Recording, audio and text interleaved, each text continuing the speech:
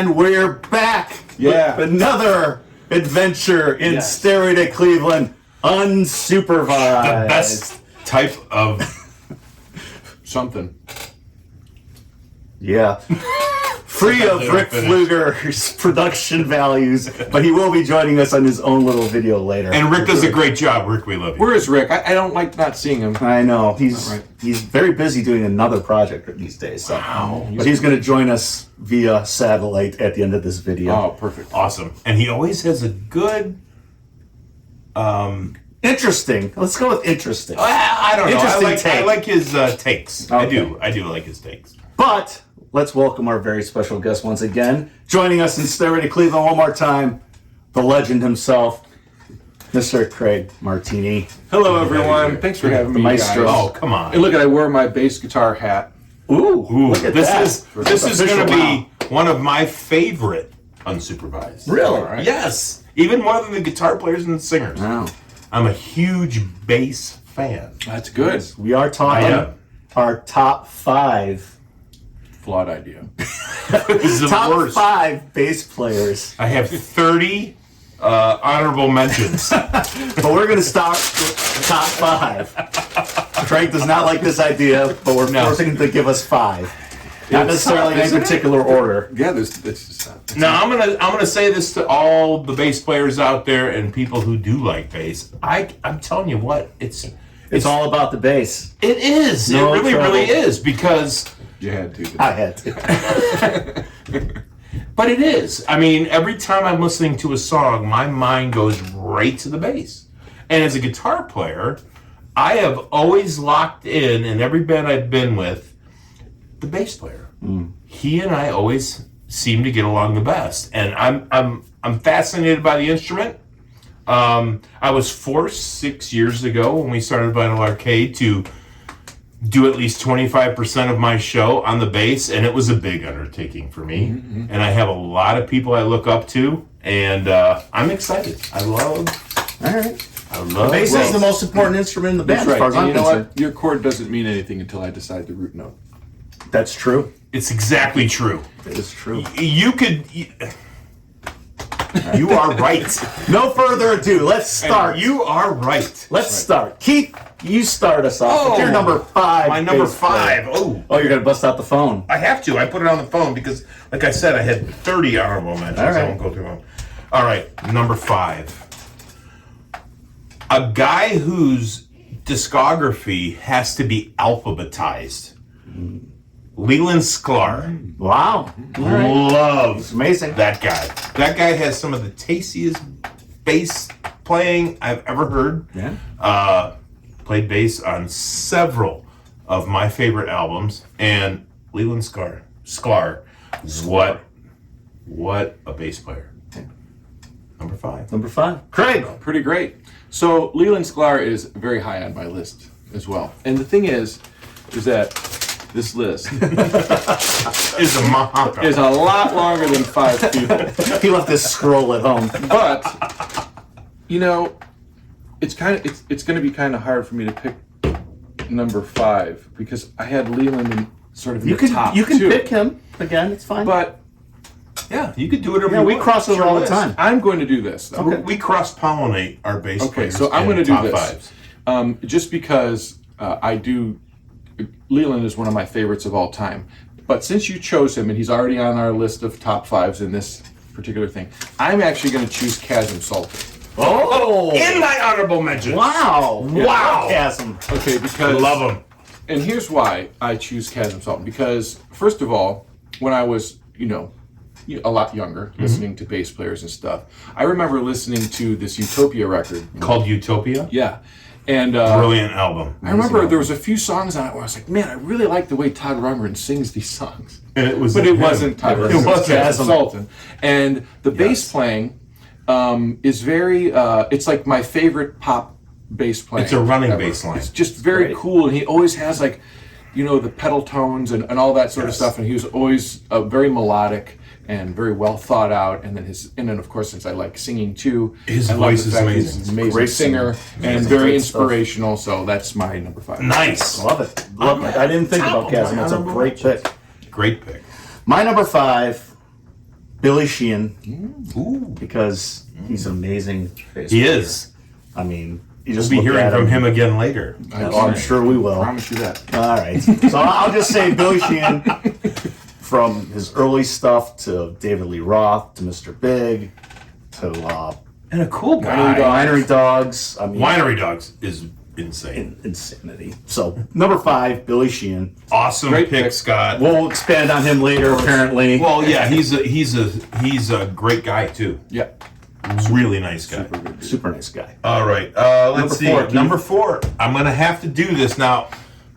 I love bass players We know. We've that established. sing as well. And you You're guys might welcome. argue with me, but I'm going Michael Anthony, Van Halen. One of the best background vocalists, I think, of our time. What a range. Oh, yeah. He held down the rhythm section for probably one of the greatest guitar players of all time. Now, is it true that Eddie showed him his bass lines? I don't think Eddie did anything with Michael Anthony. I think Michael Anthony was Michael Anthony from day one, and Eddie can say what he wants. And he had a Jack Daniels bass. I mean, That's kind of cool. There are some documentaries out there in the interwebs about Michael Anthony and his basses, which is really entertaining, actually, when Charbel started and that whole bit. But yeah, I'm a huge fan of Michael Anthony. I like his style. As a guitar player, I would love that bass player as my bass player. No offense, Ed. You're on my honorable mentions, Ed. all right, Craig, you're number Good. 4. Just to say something about Michael Anthony, he's like he's the blue collar bass player. Like He is. you know what I Solid. mean? Like Brings his lunch he's like, bucket. goes to work and does his thing, and when he sings his background vocals, he's like angelic and like puts the harmony in that you didn't think Yes. of, and like Yes. very good pick. Thank you. However, Get the scribe out. oh boy, this is You didn't list them. You just got lists of bass players. You just got to pick and choose. You've got some good ones. I don't even want to look at it anymore. Yeah, stop looking. I couldn't help it. It's right okay. All right, so wait a minute, and I only have 4 left, right? So, You're at number 4, yes. We're at number 4. jeez. You want to just close your eyes and pick one? No. Because the thing, see, it really means something to me because all of these guys, like, I'm such a huge fan of, like, you know, bass playing and stuff. Sure. That in my style that I've developed over my lifetime has been a lot resulted from like listening to these guys. Absolutely. And so to like leave anyone out of the top is hard for me to do. So I am. I'm sure they're all going to be choose- watching, but don't get your feelings hurt, guys. Yeah, he loves you all. Right. I'm going to go with number 4 being. Oh my gosh, this is difficult. I'm going to give it to Flea. Flea. Yeah. Wow. Great bass player, horrible band.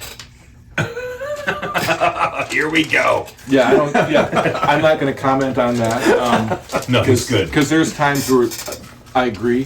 Sometimes I don't like the band, but there's a lot of stuff that I really do like that they did. And Flea to me did something sort of like innovative. He took punk sounding music and put like this funk bass thing to it, and it's just like attacks the thing. It was one of He the attacks it, originators. that's And for it sure. basically turned he turned that sort of slap bass into a style. It didn't exist before. Like it was like just punk funk, he called it basically. Just like wails on his bass, you know, and it's like Beats it up. I've often told you you're better than him, by the way. I don't know about any of that. But here's the other thing I like about Flea is that not only does he have this, but when he decides to play with his fingers and play like nasty funk, he's pretty nasty. He's amazing. He's pretty nasty. He's got a really great tone, and I like his sort of simplistic approach when it comes to notes. Like he's not really overly technical. He's not like a jazzer cat. He's not playing all kinds of noodling, but he's sort of more pentatonic, and he's sort of just like blue collar in that way too, where he just kind of does Dig it. And he does a thing where it's like he took a little and does a lot with it, and that's kind of. I would agree with that. Now, let me ask you something. Do you know what gear he uses? I know he uses Music Man, I think, is his bass. He's changed a lot Stingray? over the years. That Music Man, he used to use a modulus. Oh, yeah. In the early days. Yeah, well, he's changed back and forth. I don't really know what he's using anymore. You don't know what he's using for But I now. know he used a GK. Was his Really? really? Yeah. Interesting. Scott had a Galleon Kruger at one point. I've had quite a few. Me They all too. blown up on Me too. Crazy, It's isn't it? unfortunate. The 800 RB was my favorite, but it blew up like 4 of them. Gave up. That's the end of those. My number 4, Steve Harris. Okay. I get it. I totally get that one. The Galloping Madman. Again, on my honorable mentions. Putting his foot up on that wedge. And just 4-fingering it all the way. Like I've always Two said. fingers. Well, he could get into the 4. 2 fingers. It's all 2? 2 fingers. Steve Harris is a 2-finger bass player. And my lord, how amazing. fast he is with just 2 And so, like, fingers. everyone always thought he galloped with 3. Yeah. I thought he did 4 at one point. I thought- 2 fingers, he four. never plays with more than 2. I've seen interviews with him because they ask him, it's like, hey, how do you do it? And he's like, no, it's 2 fingers. Like, I can't My incorporate gosh. the others. It He's a just front doesn't- man. He's a front man, though. He's for a that, front yeah. man bass player-ish. Yeah. So yeah, that's my... And an exquisite writer of music. Yeah, that was on our last episode talking about Iron Maiden albums. And just Steve Harris. I mean... Yeah. So, did you spend a lot of your early years learning Steve Harris bass? The funny thing is, no, I didn't even like Iron Maiden until after I got out of high school and stuff. We'll talk about what I liked in high school Interesting. later in my list. But yeah, I didn't come to appreciate what Iron Maiden was Gotcha. until years later. And now, you know. they blew So, up have you all. subsequently gone back and learned many Iron Maiden? No, because he's too good. Wait, that's how you get better. No, I listened to him say, "Oh, that's a great song." Next. Yeah. No, I don't get have to learn that one. I've done that. I've done that. Vegan several Japan's not known for our Iron Maiden set too often. Well, you should do a couple Iron We Maiden should. songs. You hear that, boys? All right, moving on. Number 3, Keith. Number 3. I'm sorry. Yes, you are. Maybe I'm not. I mean, this guy was an innovator in my mind as far as songwriting. And I don't think he's ever played a bass line I didn't like. Guitar player talking here. Paul McCartney. That's my number 3 too. I love him. He plays with a pick. I think he played with a felt pick in the early days. Thumb pick. Was it? Was it? Oh, just, Instead of- I mean, and I'm a big fan, like I said earlier, about bass players that can sing. And that guy can sing his That ass walking off bass line. and always just going. do, like, it's effortless. Yep. Effortless. Great. I love Paul Sir McCartney Paul's and his the bass man. line. Well, he's the first original like real pop bass player, and like the melodic thing that he does is like no one else really kind of got that. Yeah. Until like there's some other bass players. Gene later, but, Simmons did it in the early days Early of days Kiss. of Kiss. He, But but really then he just implemented- relinquished implemented it to easy bass playing. But Right. yes, I mean, I love him. Yeah, I very love Paul. tasteful playing. great writing, yeah, Great singer. and the ability to play that Hofner bass that was so. They're not very difficult. easy to play. Yeah, you can't get it tuned and. You know, so- And he just did it. yeah, he was great. Definitely, that's a good pick. Thank you. Very good. Yeah, I picked it too. Thanks, man. Your turn yet. Oh, Craig, number 3. All right, now Number 3. Here we go. Let's fast forward this. Yeah, might want to. All right, you know what? I can't do this, you guys. This is. You can't. I need You got 6. Okay, we'll give you one honorable mention then. How about you Okay, do can two I at do? 3 and Yeah, can 3? I do 2 for number 3? Yes. A tie. Yes. Okay. You can do whatever you want. Sure, you're the guest. Okay, so my tying bass players are going to be Billy Sheehan and Geddy Lee There you Wow, go. good calls. 2 great calls. 2 great calls. because I have to have them both in there. Of course. They both shaped a large part of my coming up playing bass. Geddy Lee because of the tone that he had, and he's a singer, and he just his whole way. Yeah, He's I a really busy love- guy up there. Love that. And then Billy Sheehan, again, like a super innovator, and like not really the lead singer of anything, but like his playing changed. It sparked something in me when I saw it. It's like, okay, that's something that I didn't know you could do with this instrument, and like that's the guys that really changed me the most are the ones where I see them play the instrument that I play, and I go, I didn't know that I could make it sound like that. Right. You He's know, got it's like- great tone. yeah, so like Geddy Lee, great tone, same thing. Yes. Like, so my pick for that is like kind of the aggressive sound, and that's like really shaped my right hand plucking is like Geddy Lee and Billy Sheehan. Those- Oh, yeah. those are Amazing. my- Great. I mean, yeah. Great So, pick. so that's my 3. No, those 2 guys. 3A, 3B. My number 3, we just mentioned Paul McCartney. I mean, he's a I love legend. him. He's a legend. I mean, there's no much more to say about it. And, Yeah. Paul I love McCartney. him. So let's just move on because we already touched on him. So you're number 2, Keith. My number 2 is Billy Sheehan. Good one. I mean, I didn't know about the Talus years. When that David Lee Roth album came out, Eat 'Em and Smile, and someone who competed with Steve Vai, note for note, and his tone, like I mentioned, his tone is amazing. And there is actually a rig rundown on the interwebs with, it might be, I don't remember what it was. It might be, I don't remember what it is, but it's a rig rundown, and he explains his whole rig. It'll baffle you. Yeah, it's a lot. But technically, in his mind, he has figured out a way to make the most amazing tones. Oh, yeah. And you've seen his basses. And a sweetheart of a guy. I have talked with him a little bit about bourbon. We're bourbon buddies, I guess. But yeah, Billy Sheehan, I've loved everything I've heard he's ever done, and I'm a huge fan of Just listen to the beginning of Addicted to That Rush. I mean, it's if you can keep up with Paul Gilbert, you have. You have. Well, this guy That has. guy sat there and watched me play, Billy, and I didn't know he was there. I Oh, was my playing with God. Paul, and like we get done with the shows at the House of Blues in California, and in comes Billy Sheehan into the back room, and I'm like, was he here? He comes right up to me. He's like, "Oh man, it was some great playing," and we had a great conversation. But it was like I was so happy to find out that he was there Afterwards. after. Yeah. If I didn't know he was there before, At I'd the have been time, like, yeah, it would have been a bad deal. But yeah, no, Billy Sheehan. pretzel fingers. Number 2. Number 2 on my Awesome list. It's a good pick. I I don't love need to go to my sheet anymore now. Woo, thank God. I know where you're The going. last two guys I know are where you're like going. really easy for me. So number 2 for me is going to be Victor Wooten. Of course. And the only reason that he's number 2 is because he wasn't the one that invented it. And we'll get to that. Right. But Victor Wooten, again, another guy that like I saw his techniques and heard what he was doing. And I the first time I ever heard him, it was on a cassette. It was a Bella Fleck and the Flecktones cassette. And it's like I'm listening to Sinister Minister. He's playing like the solo part in the Sinister Minister, and I'm like, I literally could not in my brain fathom what could be happening on that instrument to make it sound like that. Yeah. Like I could not figure it out. It's like 25 fingers. Like what is he doing? Yeah. And so it became like this mission that I needed to see him and see what he was doing. And it's like, oh wow, it's that. And then you listen to the musicality, you know, along with the technique and everything, and he is a one of a kind. Like He it's is. just unbelievable to I me. agree with you. So he'll always be at the top for me. He should be. As That's great.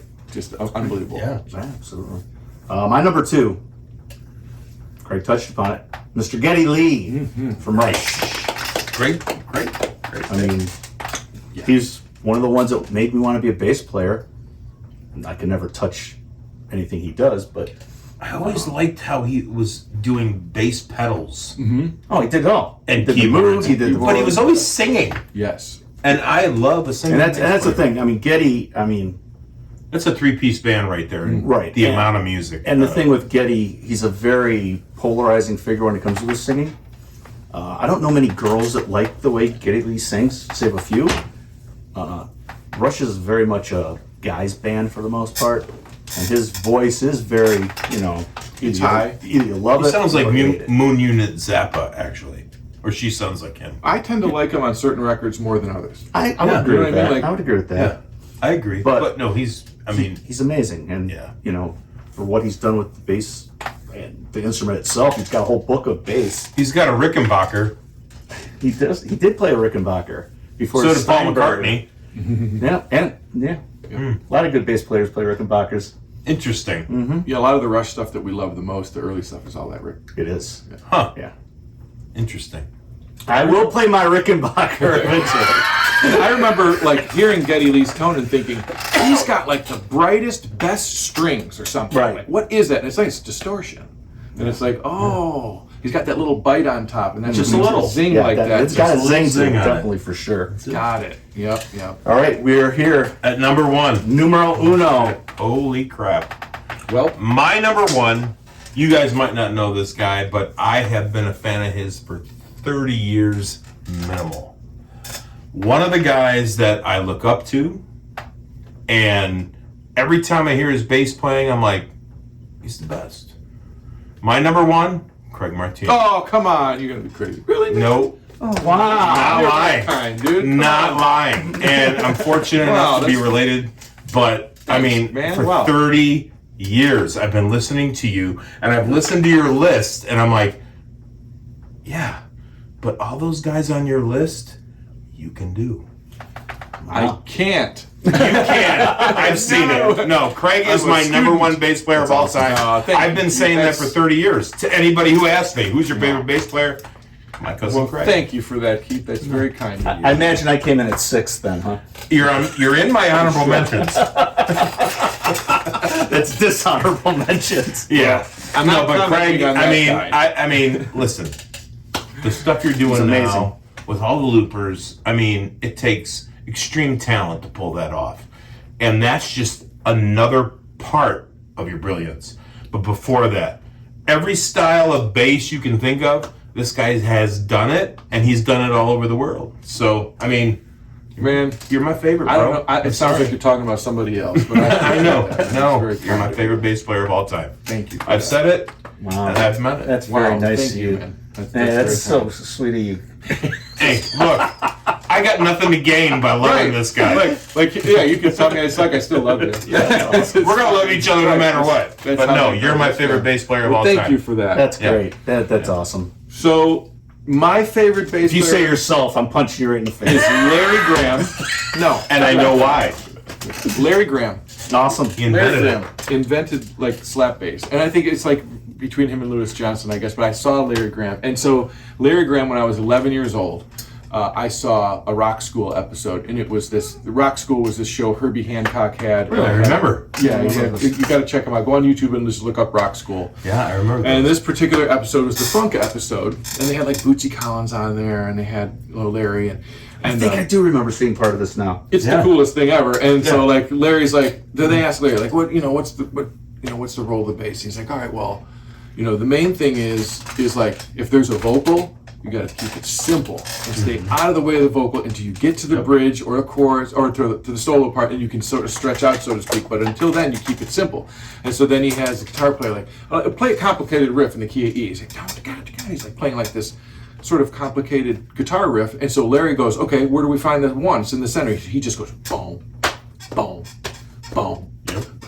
It's like, wow, that's really cool. It's like, all right. So he's like, now play something a little bit less, complicated. And he's like, and then all of a sudden he starts going, he's like playing all this crazy stuff. And I was 11 years old, and I'm like, again, like when I heard Victor Wooten, I couldn't quite figure out what I was hearing, but I was actually watching this, and I'm like, that's one guy, and it sounds like there's like 4 guys playing the bass, and it blew me away. And it's like Larry Graham changed my life. Like I would have never thought to go this far into bass had I not seen Larry Graham sit there on that Rock School episode and just play like that in front of me, just drop my jaw and like, oh my gosh, that's the most amazing thing. And so then as you get older and watch more, it's like not only just this crazy bass player, he's got so cool songs. He was Sly and the Family Stone. I mean, it's like so many amazing things that he's involved with that, like, to me, I don't know, he's on the top. He has to be. That's for me. And I dig it. And I can totally get where you're coming from. Larry Graham. Wow. All right, my number one. I know. There's no shocker. No. To least Keith. John Entwistle On my honorable from The mentions. Who. I can dig it. Yeah. The Ox. The Ox, He man. was my idol. I mean, bass is coming up. I still am. Huge Who fan. What was the pointy bass that he had? The Vulture. Yeah. Yeah. With the gold strings on it? Yeah, Oh my God, that thing sounded so good. But he was a great bass player. Yeah, you should go to Rock School. The Entwistle's on there. Is and he? and he shows all those techniques he was doing. Really? Like he's Yeah. I've seen a lot of videos. I mean, his setup was insane because his bass didn't sound like a bass a lot of times. It was like a piano. It was so overdriven, and it sounded like lead bass, and it was just. It was cool though. I mean, just listen to The Real Me and stuff of that nature, and just so cool. Like just very hearing innovative. Yeah, just hearing that. And he first wasn't bass really solo, a guy I think- that got into it. So when you watch The Who, he was just kind of doing his thing, but again, effortless. He didn't, he didn't have to do it. No. I think that he was the kind of guy that like he didn't need to run around, but him playing was putting on a show, just like his thing, because he did like this. He was very. eloquent in his own way. His hands moved more than they needed to. Right. You know what I mean? Like, Yeah. there was definitely an inefficiency of movement, but there was a thing about what he did that made that all like it was like fun Agreed. to watch. So yeah, Agreed. He's my number one. He'll always be my number one. that's a good one. I had figured that was your number one. Of course. At least we hit on number 3. We did hit on one. All right, let's mention some honorable mentions. I'll run down my list real quick, Keith. All right, go ahead. All right, my honorable mentions. I kept it short because I wanted couldn't. to have this as a As much as I love 3-part bass. series. Early Gene Simmons. We mentioned it before he decided the stage show was more important than the playing. James Jamerson from Motown. Ooh, yeah. Sting. I love Sting. Bootsy Collins, Parliament. Amazing. Tony Levine. Great. Ooh, wow. Fingers. And Good call. Carol Kay. Oh yeah, Carol Kay is amazing. So that's my honorable mention list. We've probably heard Carol Kay play more bass Oh, yeah. than pretty much any other bass player. Except for Leland Yeah, Sklar. she's in the Wrecking Crew. She's pretty close. She's close. I mean, she was amazing. There was a large amount of stuff that she played on. Man. It's Yeah. Yeah. pretty amazing. Go ahead. You have Okay, honorable mentions. I have all kinds of. Steve Harris, one of my Yes, favorites. of course. Marcus Yeah. Miller, unbelievably great. From the Yellow Jackets and stuff. John Patitucci, like a jazz bass player, 6-string, 4-string, just amazing. Mark King from Level 42. He's on my list. Super fan. Geezer Butler. Oh, yeah. Was a huge forming person for me. I listened to a lot of Black Sabbath when I was a kid. Stanley Clark, another. Amazing. That was hard to keep him out of the top 5. Sure. And Bootsy Collins again, hard to keep him out of the top 5. Les Claypool, I think is a ridiculous bass player. He's an amazing bass player, but his don't- music's just so weird. Yeah, it's hard yeah. to get into it. But I just loved his playing. It's just yeah. really cool. And Pino Palladino. No. Ooh. Pino. Played with the Who? Played with the Who and played on various tons of stuff. He's actually, to me, he owns the greatest fretless bass line that's ever been played. Really? Yeah, Every Time You Go Away, Paul Young. Oh, that's him on That's that. Pino Palladino. No on kidding. bass. That's And great It bass player. is the greatest fretless bass line ever played. In fact, I like, Tony Franklin is a ridiculously great fretless bass player. Yep. And so I put him and Pino like this, and the only reason Pino nudges him is because Every Time You Go Away. Just because of that song. Because that's Now- the greatest written bass line ever. And I feel bad for forgetting the name, but who was the guy you were telling me that was the funk guy with the pick?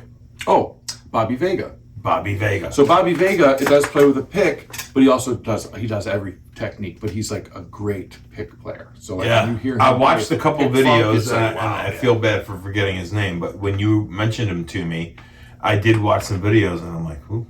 Oh, I forgot one. Oh, go ahead. John Taylor. Oh, great! Yeah, boy. Real, what a great Yeah. bass. All right. Well, I have a bunch of honorable mentions, but they haven't been mentioned. They have been mentioned before, but I'm gonna say, I'm like, look, like as a guitar player, like I said, when I started with Vinyl Arcade and we brought this whole thing, I had to play bass. I watched a lot of the local guys, and I'm a huge fan of Ed Douglas's bass playing.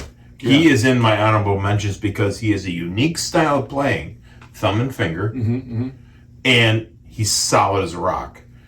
And I don't mind putting local guys in my honorable mentions because I have Scott on my list. I have Rick Fluger on my list because all those guys are great bass players. My favorite is right here. But Mine too. I honestly believe that, and that's what I had to do. I went out and watched these guys play and watched them sing because I have to do a few songs and sing and play bass, and I was very nervous about it. But when I went out and watched these guys, and I'm just like, That's awesome. okay, no. But also another guy is Dave Warner, another Great. guy. Oh, kicker. Yep. Kicker's a great bass player and a great human Wonderful being. human too. What a great guy. What a great Kicker's guy. awesome, too. But also on my honorable mentions, after I got the locals out of the way, which There's other guys we're not thinking of right now. yeah, there's more guys. Paul but Lewis. You guys are all Paul I Lewis could is just great. go on and on. I mean, I can go on and on. Yeah. But these are the guys that I actually went and watched and learned from. So thank you. And Mark King, Kazim Sultan, Geddy Lee, Steve Harris, John Taylor. and of course John Entwistle. Oh yeah! Wow, very Yeah, good. those are my. I mean, like I said before, when I hear a song, I get just my mind goes right to the bass lines, and I listen to those bass, and I just love it. I love it. That's awesome. Hey, producer Rick here. In my studio on a snowy Friday morning. Most of you know I'm a bass player for Motorhead, and playing bass is pretty much all I do. Here I am with one of my favorites, my one-of-a-kind custom 1968 Fender Telecaster bass. Love this thing. But I wanted to interject, being a bass player, with my top 5 list, if you will. I could give you my top 5 rock star bass players. Sting, Gary Willis, Mike Pope, James Jamerson, Bernard Edwards. Done. Boring. Anytime you look at a top 5 bass players, top 10 bass players list, you're going to hear the same names repeated and repeated and repeated. And that's great. They're all excellent bass players. Everybody the boys named off are phenomenal bass players.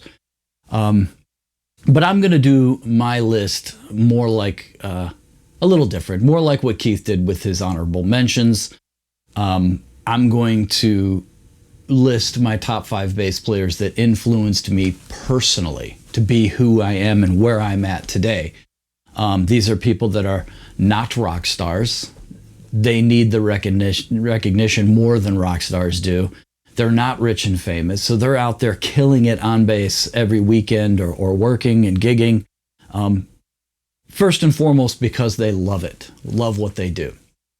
So, my number 5 is a man you probably don't know, Jim Pullman.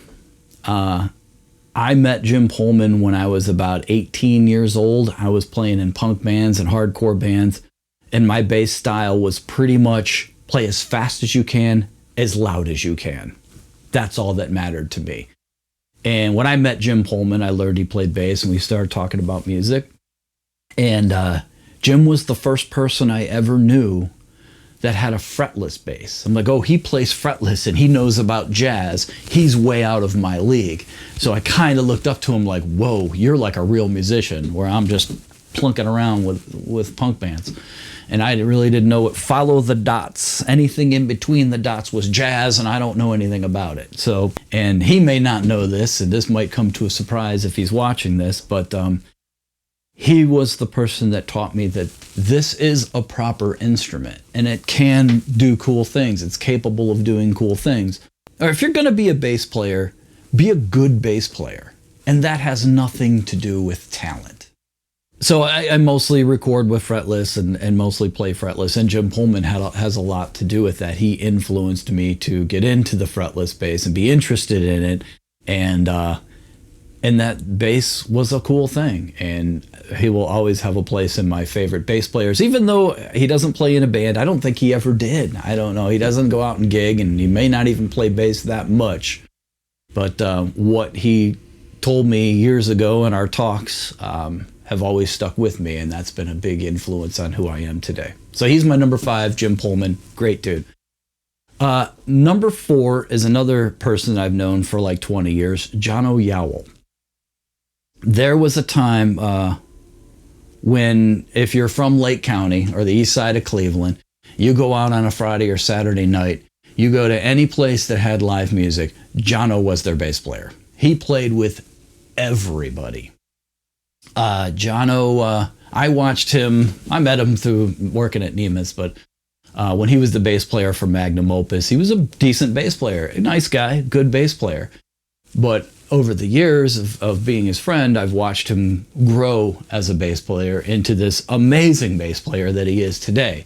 And like I said, he was everywhere. He playing in bands. There'd be some dude singing and playing acoustic guitar, and Jono would be behind him with an upright bass. There was one time, I swear to God, I was at a bar watching someone play, and Jono was their bass player. I left the bar, got in my car, drove to a different bar, and Jono was the bass player there too. Dude was everywhere, and he was killing it. More recently, Jono can be found as the bass player for John Welton and The Awakening, who is a jam,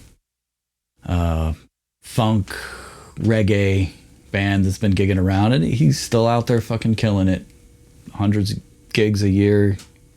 I mean, he's just playing a lot, and he's an excellent bass player. If you ever get a chance to meet him, check him out. He's a great guy, great bass player. You'll be entertained for sure. My number 3 is a friend of mine that I met when I moved to Madison. He's sort of like my neighbor, Chris DeHaas. Chris DeHaas made his bones in the Cleveland music scene, playing guitar for a band in the 90s called Odd Girl Out. I don't know if you remember them, like an alternative band. But lately he's been playing bass with Steve Jocham of Wild Horses, Funky Poodle fame, and Tommy Rich is their drummer, who's a legendary drummer around Cleveland, and with Chris DeHaas on bass. They're the Big Zipper Band. And I can watch Chris DeHaas play guitar or bass for hours and never get bored. The dude is so smooth, never plays a wrong note. And when it comes to detail and you're learning a cover song, he learns every note perfectly, never screws it up. Just absolutely amazing. He's a really good guitar player as well. He does a lot of work with Pieces of 8 and the Lakeside Brass. I think he's more of a fill-in guitar player for them, but gigs enough to be recognized in that band. He just launched a YouTube channel. He has some interesting videos telling his stories about his career and the things that he's done playing guitar with the guy from Kansas and Victor Wooten and all kinds of things. So I'll leave you the link to that and check it out. Chris DeHaas is an amazing musician. My number 2 is the guy you just saw in the video with Keith and Scott, Craig Martini. I haven't known Craig very long, but he's a very nice guy and an amazing bass player. He played bass with Colin Hay for Men at Work. He did the G3, G4 tours with Satriani and played with Phil Collin from Def Leppard. Has done like lots of amazing things, and rightfully so. He is an amazing bass player, but he's on this list because Craig does this slap funk thing. He's so fast and so good at it. I am terrible at it. I can't do the slap pop funk thing at all. So I just assume, well, I play fretless. That's not my style, and I don't think about it. And that is kind of a cop-out, and I'm a little disappointed in myself about that. So since I've known Craig over the last year or two, I kind of watch and I listen to his albums and his songs and try to learn what he's doing. So he's kind of influenced me to get back on fretted basses and do more funky slap pop stuff. And he just told me the other day, you just need more practice and you'll get it. And that's just it. So he's kind of influencing me to practice and look at things that I've previously written off. So thanks, Craig. You're a great influence, man. You're inspiring. My number 1, the guy who has done more for my bass playing than anyone else, and he doesn't even know it. And I'm almost embarrassed to say that I'm going to destroy his last name, but it's Alfredo Guerrieri. Alfredo, who's the bass player for the Shiz and Revival, the Allman Brothers band tribute, and a million other things. The guy who played upright in the orchestra for the Eagles. You know, he's done like a ton of things. He has a right hand technique that until I met Alfredo and started to go see the Shiz, I didn't know existed, let alone something I could possibly ever do. But I've studied him, I've watched him play, I've talked to him, I've picked his brain, and I've learned so much from Alfredo just watching his fingers move in the way, in his right hand style that's so fast, and his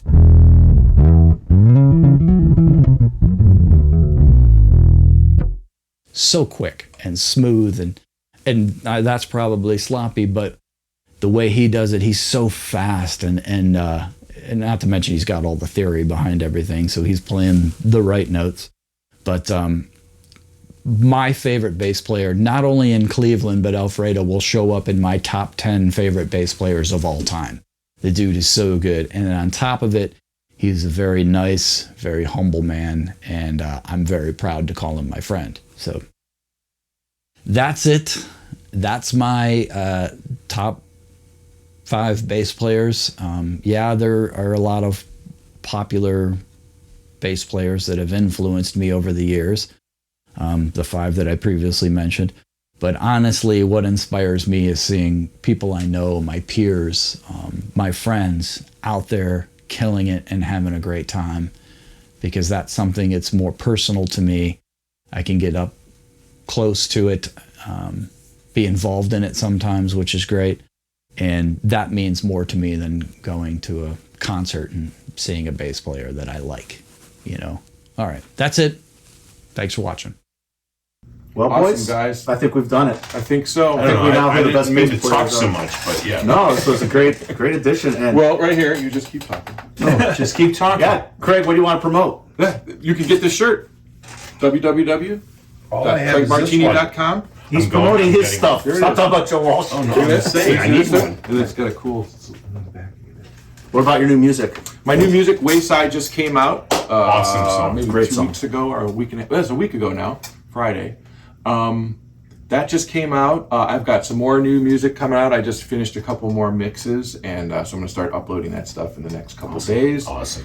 I'm planning on, because I've got an entire, my rig, I've got it battery operated now. So I can just like show up anywhere and just like play. Don't show up at the rock hall. I hear they have a problem with They you. throw me out. They threw me out. I didn't even play a note of music. Those bastards. But hey, you know what? That made for a better video than them allowing me on the thing. It's better than have drunk. But there's that, and so look to see me playing somewhere. I'll be out everywhere. And then if anybody out there wants me to open for them, give me a call. You're always welcome to come play with us, brother. Perfect. Let's do Absolutely. it. We'll make all this We'll stuff happen, take it. you guys. Yeah. And he's going to be playing the Cleveland Benefit this year, I'm sure, right? You're darn right. Man. Absolutely, I'll be Awesome. there. What Yeah, yeah. what a great set you did last year. Oh, was thanks, amazing, man. It was yeah. a blast, man. It was really fun to be there in front of all, like, because the musicians understand what I'm doing a lot more than just like a random crowd will. And so it's a lot of fun to get to play in front of a crowd of musicians that can kind of understand and appreciate what I'm doing. It's awesome. And, you know, that gives me the confidence to do it in front of people that don't really get what You I'm can do doing. it, exactly. Just keep trying. You're the keep best- your eyes you're peeled. The best bass player on my list. Yeah. You'll be Thank fine. you for that. Go see Keith's favorite bass player in the whole world. Please. Yeah. In the area. Do yourself a favor. Go on Spotify, Yeah. Apple Music, all that stuff. Just find my music. That helps me Yeah, a go ton. to CraigMartini.com, buy the shirt, buy the music. Got CDs. Yeah, sure. Check it out, man. All right. Awesome. I think we're good. Thanks for having me, you guys. Thanks for being here, Thanks brother. for being had. Absolutely. First Stairway to Cleveland, unsupervised. That's outta Keith. here. That's Scott. That's Craig. We'll see ya. I nearly lost you there, and it's taking us somewhere. I nearly lost you there. Was try to see now.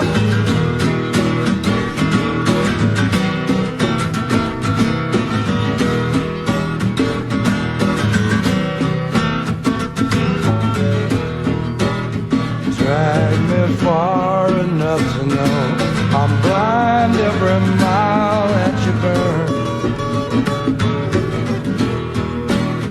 There's a rider that's falling and it's clear there's no